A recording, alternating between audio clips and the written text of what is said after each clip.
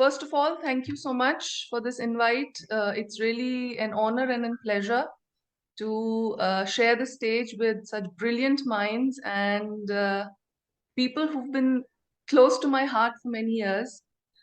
It was also wonderful hearing the other speakers give out such interesting insights. Today, my topic is diet psychology and behavior change, specifically addressing what dietitians can do or the strategies that they can employ to have a better outcome in their counseling sessions. Now, why is it important that we need to learn about diet psychology? We need to learn about how to impact a behavior change in patients so as to they better adhere to your diet suggestions and your wellness advice. It's as simple as this. You can lead a horse to water, but you can't make it to drink. Now that's a problem that we as nutritionists, dietitians, wellness advisors face with a lot of our patients, clients, because of course, it's due to medical advice, it's due to family pressure, it's due to their own issues with health that they are compelled to visit a dietitian, and they want to go to a dietitian and see how it goes from there. But coming to a dietitian is not the answer. The answer is having them comply to your advice. Talking of diet psychology, it is basically the psychological aspects and factors which influence an individual's dietary choices, eating behaviors, and overall relations with food. What are the factors that affect diet psychology? Food preferences and cravings, what you're used to as a person, the foods that you like, the physiological cravings that you might have that translate into dietary cravings, your emotional eating, whether you are a mindful eater, whether you suffer from any eating disorders, whether you have a body image issue. Cognitive factors play a very crucial role in deciding how, when, what you would eat. Your social and environmental influences, and your personal nature as to whether you have a strong willpower, whether you are really motivated, and whether you have set a goal in your diet journey. What is behavior change? Now, behavior, we all know, is something that we exhibit to the outside world. Behavior is your response to a certain circumstance, a certain emotion, a certain person. Now, behavior change is the process by which individuals can model their actions, habits, or patterns in order to achieve a desired outcome or goal. Due to the paucity of time, I mean, there's so much to talk about, but we have a limited amount of time. So therefore, I would be concentrating on these three models of behavior change. The trans-theoretical model, the health belief model, and the social cognitive theory. Now, the TTM, also called the trans-theoretical model, is also known as the stages of change model.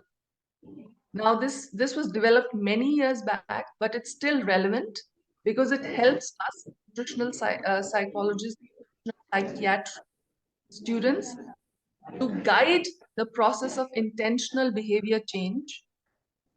It can be used in health-related behaviors like, let's say, quitting smoking, adopting a healthier diet, or increasing physical activity. Now, these are all very, very common issues that we as dietitians, in any setting, be it the hospital, be it the private clinic, be it a personalized nutrition counselor, we face every day. And therefore, for us to understand how to create a far greater impact through our counseling, in order to understand the psyche of the patient becomes very important. The trans-theoretical model, or the TTM, is comprised of these stages. First is pre-contemplation, wherein the person, the patient, actually is pre-contemplating or is pre-thinking whether they want to execute that change in their life, whether they want to make that meaningful change. The second is contemplation, thinking around the idea of approaching somebody in order to make that change. The third is preparation, wherein they are educated, wherein they approach somebody for guidance, wherein they are actually preparing to make that change in their behavior towards a healthier lifestyle, a healthier body, or changing a disease condition towards better. The fourth is action. Refer to the first slide wherein I said it's easy to take the horse to the water, but you can't make it to drink. This is the point where, through your understanding of diet psychology, you can make the horse drink water. And that is the action that I'm talking about. Once the action has been executed, it becomes kind of a routine, a habit.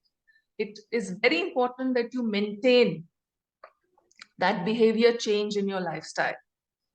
And at all of these stages, the action, the maintenance, the intervention of the dietitian is very important.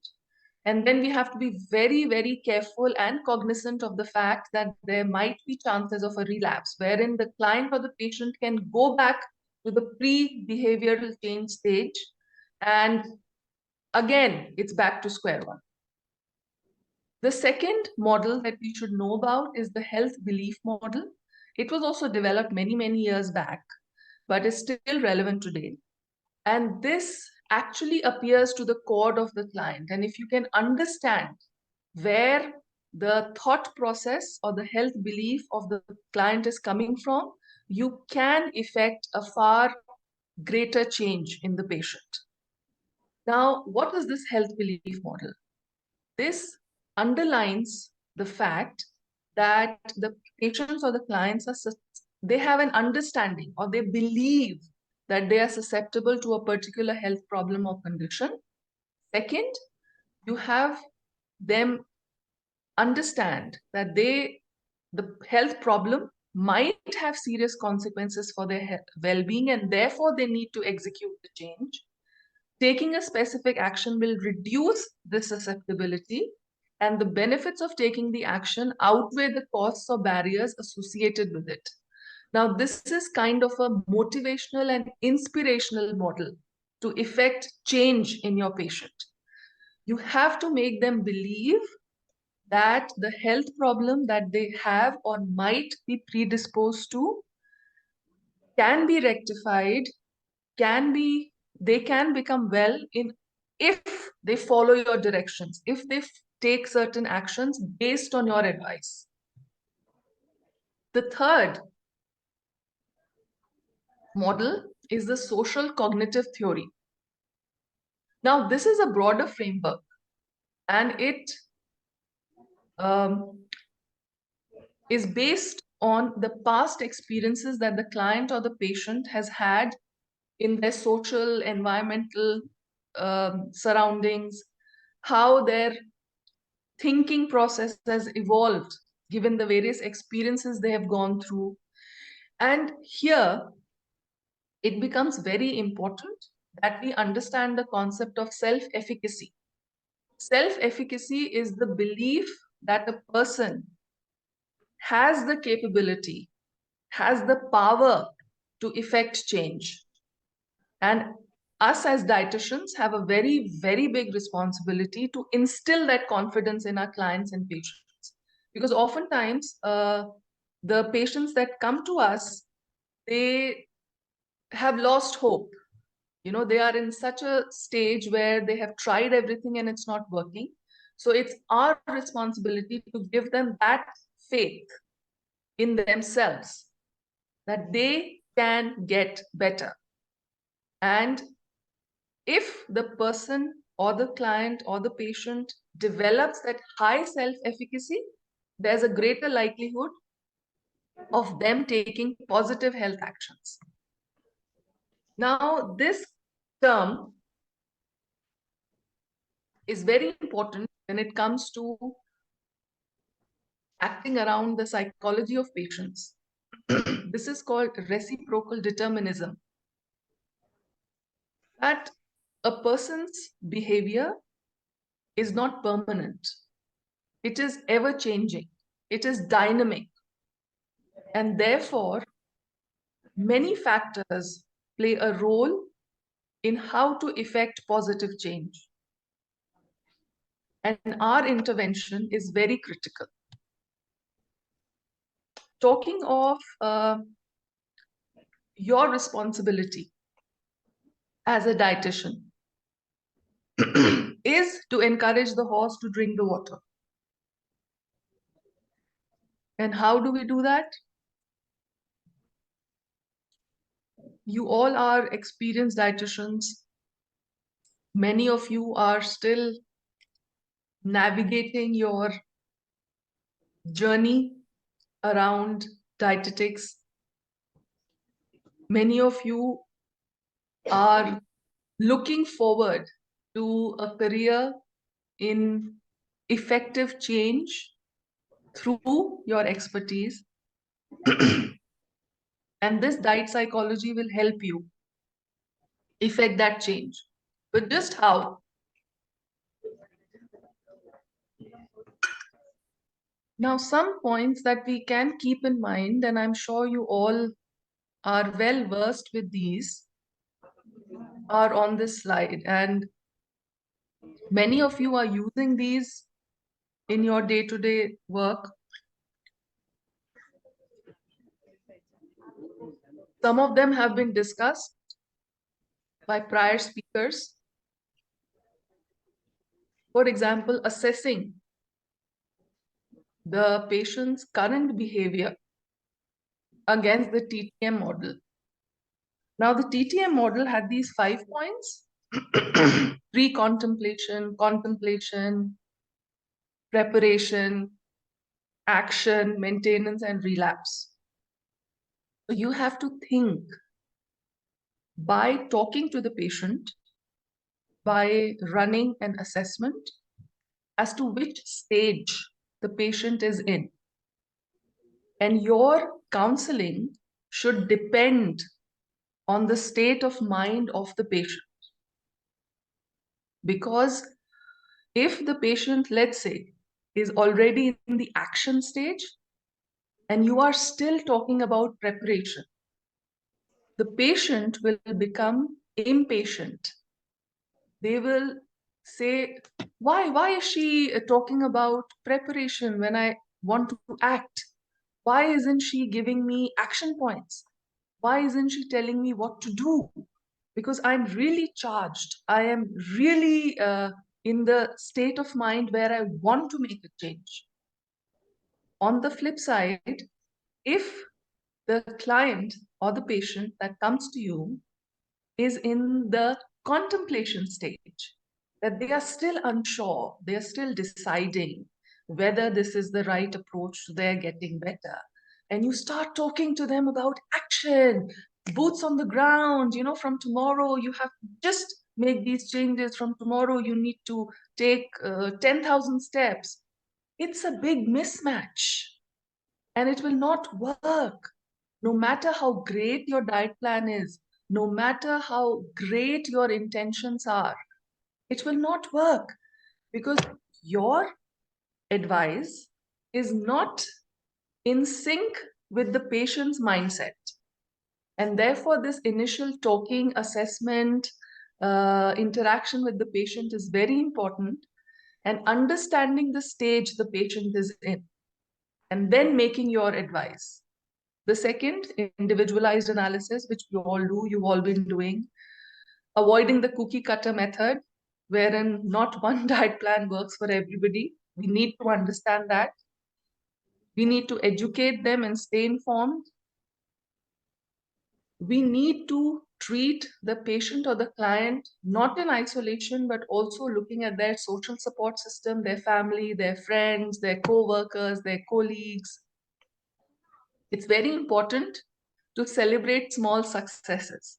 So even if there's a marginal difference, a marginal change towards the better, you should celebrate it with your patient or client and inspire them, motivate them. Continuous follow-up and long-term maintenance. Most of these are some things that you've all been doing, that you continue to do. But the reason why I'm talking to you today is to discuss some often overlooked points that we should keep in mind in order to better understand our patient and better advise them. The first, which I also mentioned a bit in my previous slides, and something that we often overlook, is fostering self-efficacy. It is our job and our responsibility to empower our patients or clients. We need to build confidence in their ability to make the dietary changes. It's not about our competence. It's not about our ability to make a change in their lives, which we are doing. That's our job. We do it. But we need to instill in them that they can make the change. So you have to shift the ball. You know, the ball has to be in their court. And how you do that is you encourage them to self-monitor, to problem solve, and to build skills around a particular problem. You need to empower them and you need to give them tools to do that. The second very important aspect that diet psychology has to keep in mind is while you are interviewing your patient or client, while you are talking to them, you have to employ a technique which is called the motivational interviewing technique. Now, rather than just asking them pointed questions, what is your problem? What are your symptoms? What did you eat today? Show me your blood report. That's all relevant. We all need it. Physiology. And as the speaker before me emphasized the importance of the ABCD assessment, that's very, very important. I'm not saying that we should not focus on that. I mean, that is the basis. That's the science. But just relying on the physiological aspects might not give you the holistic approach. The psychological aspects also need to be kept in mind. And therefore, you have to explore why is the patient or the client visiting you? What motivates them? Are they ready for making the change? Evaluate them against the TTM model and see which stage they are in. Give them time to speak and express. I totally understand it's not always feasible. You don't have the time to, give one patient all the time they have. You have so many to deal with. But still, just try to listen actively, express empathy, and then together as a team, guide the patient towards setting their own goals. They should be the ones who should be giving you ideas as to how they can incorporate that change into their lifestyle, rather than you just telling them, do this, do this, do this. No one likes that. No one wants to be told all the time what to do. But if through your motivational interviewing, the desire or the change comes from them, they will do it. Just try it for once. Now, this is very important. You have to identify triggers and barriers.